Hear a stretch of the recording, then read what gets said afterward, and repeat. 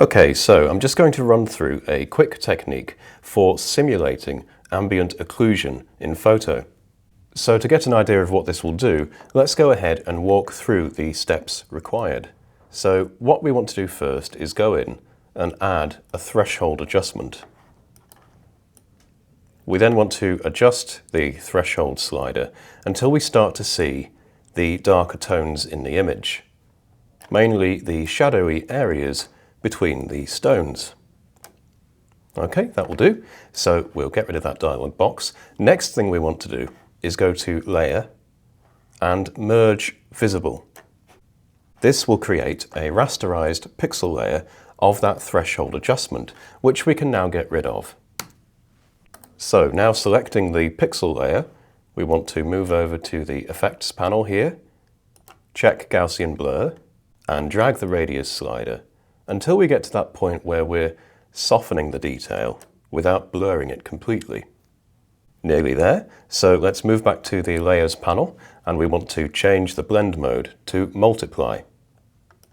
Then what we want to do is adjust the opacity to taste, like so for example. Then we can zoom in, and at this point we might want to go back into the Effects panel and adjust the Gaussian blur until we get the result we're happy with.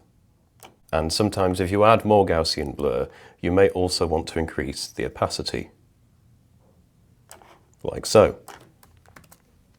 Okay, so if we take a look at what that's actually done, we'll go ahead and uncheck the pixel layer here. You can see what we've done is we've added more occlusion, more depth to those darker areas.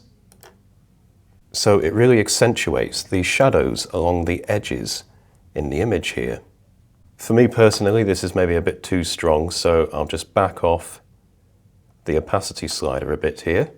But it's just a nice little technique you can try and use to add some more depth to your images. Now we're not just restricted to textural photography here.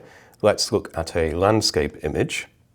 Okay, so once again, I'll go in, add a threshold adjustment, drag the slider until we're happy with the threshold balance here. Then, once again, we'll go in, Merge Visible here, delete the original threshold adjustment. Then we want to move into the Effects panel, apply some Gaussian blur, move back to Layers, set the blend mode to Multiply. Very strong effect here, which is very much overcooked. So we'll back off the opacity until we just start to get that darkening. And actually, in this case, we might want to reduce the Gaussian blur radius and try and find a nice balance between the blur and the opacity. Okay, I'll just uncheck that layer so we can see what it looks like originally. Okay, so once again, if I check the layer, you can see we're accentuating the edge shadow detail. Okay, so just another couple of quick examples. We'll go in, do the usual threshold adjustment.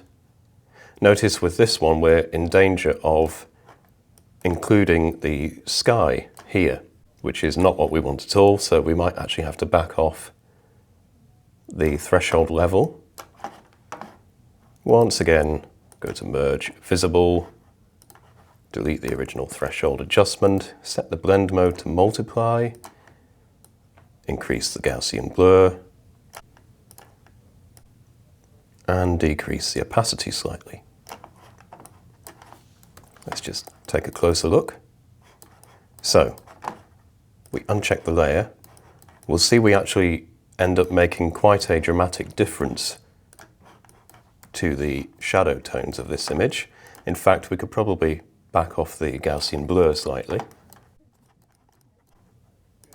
But this technique does seem to really benefit images that have a lot of interesting shadow tone, like this one here. So there we go, just a nice little technique to try and simulate some of that ambient occlusion that you'll typically find implemented in 3D modeling, visualization, games engines, that type of thing.